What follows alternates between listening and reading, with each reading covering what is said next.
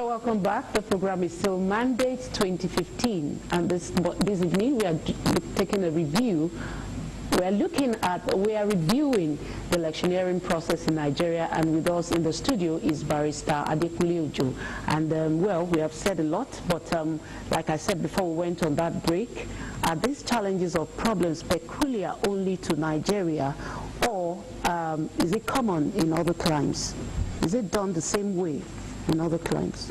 Well, I wouldn't know the claims that you're talking about. United States of America, South Africa, to come back closer home. Because if you have Zimbabwe in mind, definitely there's no basis for comparison. Yugoslavia.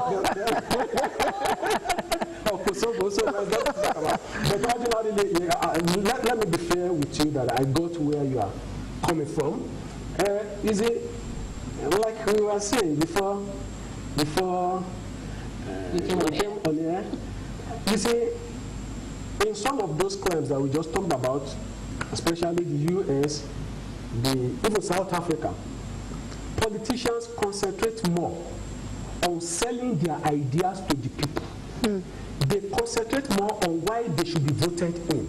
But here in Nigeria, people concentrate more on bringing down the other candidate. The time that you dissipate in talking about the other candidate, dissipate it in telling us what you intend to do. Oh, somebody brought in somebody from abroad to construct a bridge, and the man is asking for money. He had a contract with so person. Can that be our problem? When you come into office, look at that contract. If it's a contract that is sustainable, let it be done. But then what really matter to a good number of us is this: tell us what you have done before. Tell us what you intend to do. What people in these other clients that we talk about do is they flaunt their reputation. So time I did this. So time I did this, and whatnot. And because I have done this before, these are other things I will do. I tell an average politician, tell me what you have done before. If you have done nothing before, then you don't deserve my vote. You should be able to say, oh, I have done this at my little level. After all, you shouldn't aspire to become a governor just from the blows. You shouldn't aspire to become the president just from the moon. You should be able to tell us your background. Then beside that, you should not be able to tell us, oh, I've done this when I had an opportunity. And if I have another opportunity, I am going to do this. I tell people, without that, then you are not getting it. In those plans that we talk about, people mount the soap box and they tell you, so time, you see, they are not bothered about niceties. They will not be bothered about how many wives you had at home, how you pamper your wife, how you pamper your children. Those are not issues for public consumption. They come around, they will tell you, this is education.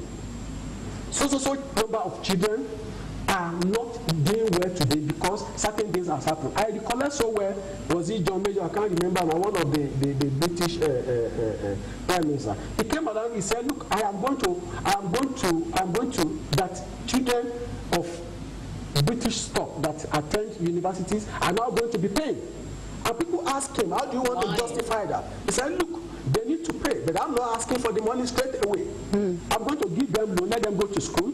After their education, for as long as they start working, and their salary does not go beyond maybe 1,500 pounds, then I'm not going to ask them to start paying back.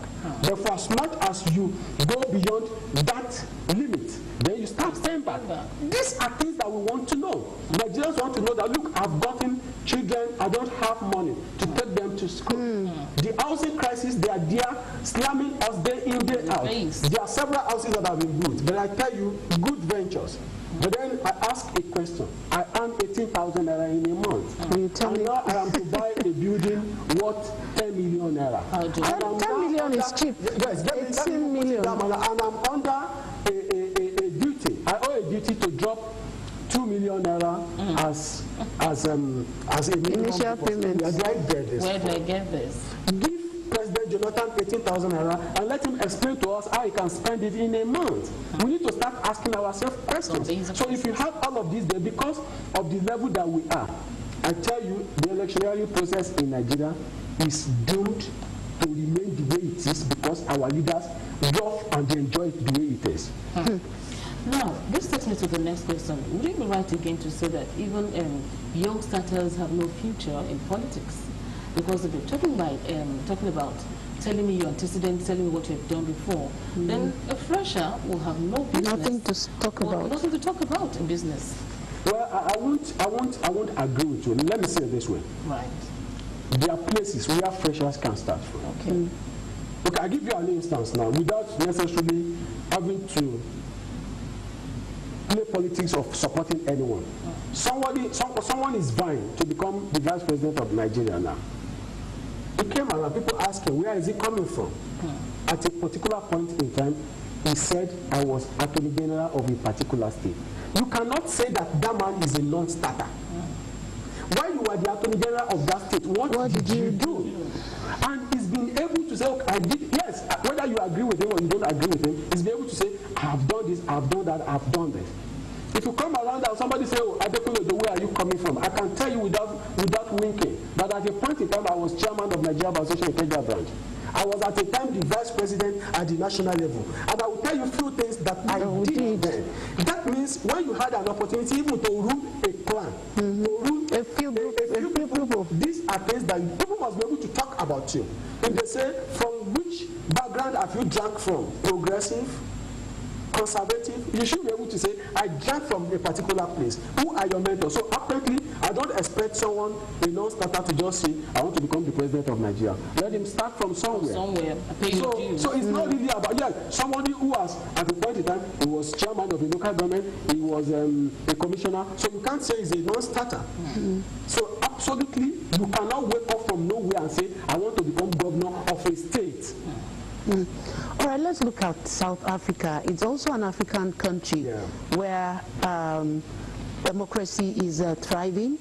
They have been able to conduct successful elections, and the people cooperated, I think, maximally. Now, what does this country have that's making elections work there that we seem to be lacking in Nigeria? Well, what they have is they have system. They have institutions. The institutions, they have been built over the years. And they have the rule of law, no one flouts.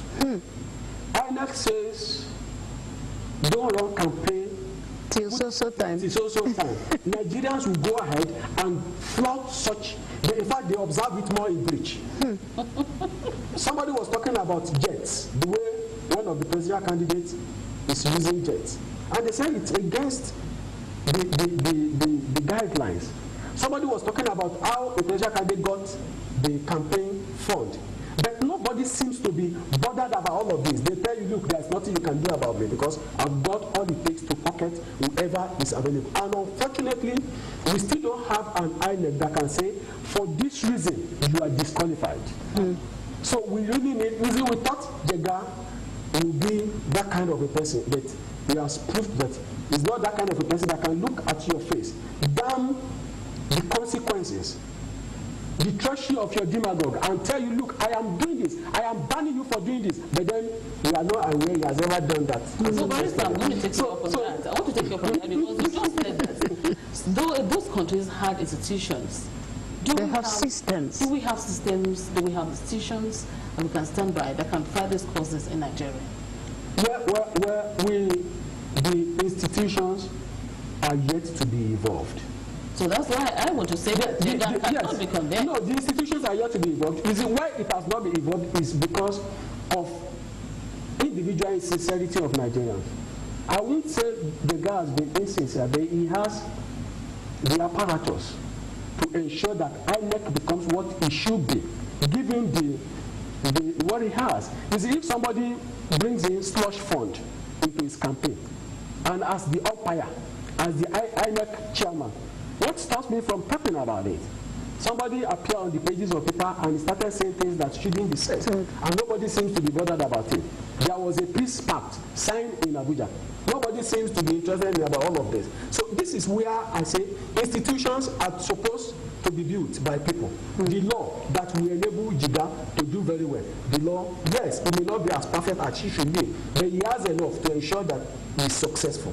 Talking about all of this, how can I be INEC chairman, then you bring in people that shouldn't be involved in electioneering to the polling booths?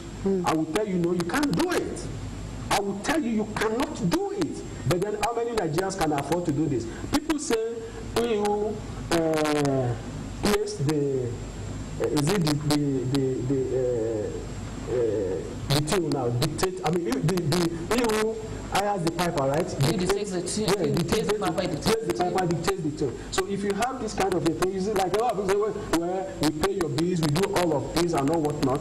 Yes, even notwithstanding that, if it's not working again, I can drop it. So I tell you that, look, these institutions are supposed to be built by men. The man that is in Adamawa, when he was one of the law enforcement agents, he tried to do, I mean, yes, you might say, yes, he was not a perfect man, no one has ever been, but then he tried to build on something. Ever since he left, we have not seen anything again. So absolutely, it's not like, even some of these laws, people say the laws are not there, the laws are there. Use the laws as they are. So if we have the law, let the law rule. Have you seen anyone that the law actually clamped down on and he was actually jailed or sanctioned or something? I think he's done with. Yeah. Yes, in Nigeria. In Nigeria? That's a very real thing.